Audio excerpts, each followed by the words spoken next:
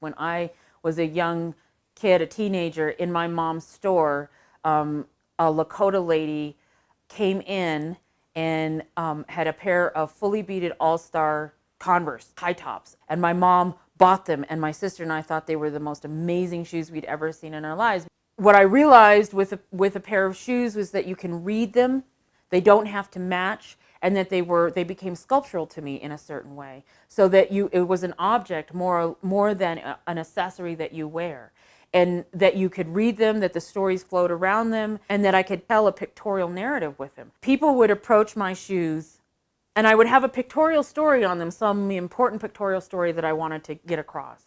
They would come up to my shoes in public, and they would come up with laughter, with a smile on their face. And initially, I was offended. I couldn't understand why they were laughing at my important work that I was doing. Then I would tell them the story, and they would walk away with a piece of American history that they had never heard before, or some concept that they'd never known, or whatever it was.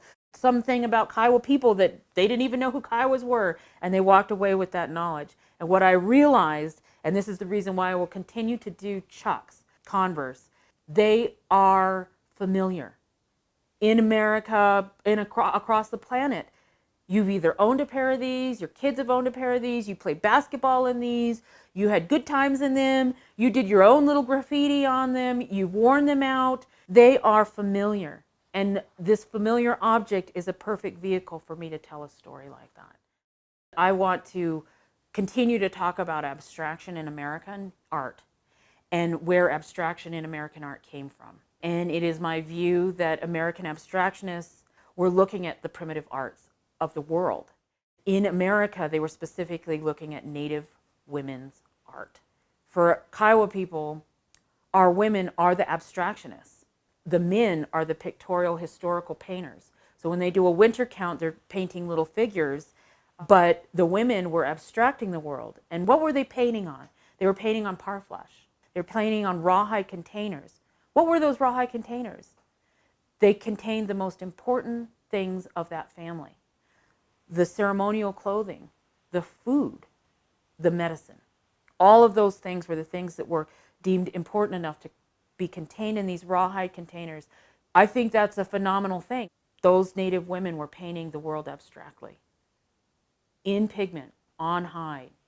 And so I know that there's a link. I know that there's a link in art history. There's a link in that continuum of human expression. And that comes from women. That abstraction, I really think, is a feminine ideal.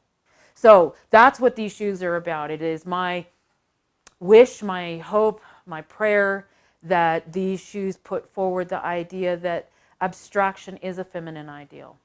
That abstraction, at least in North America, started with women's hands and women's eyes and in our minds and our hearts, that's where that came from.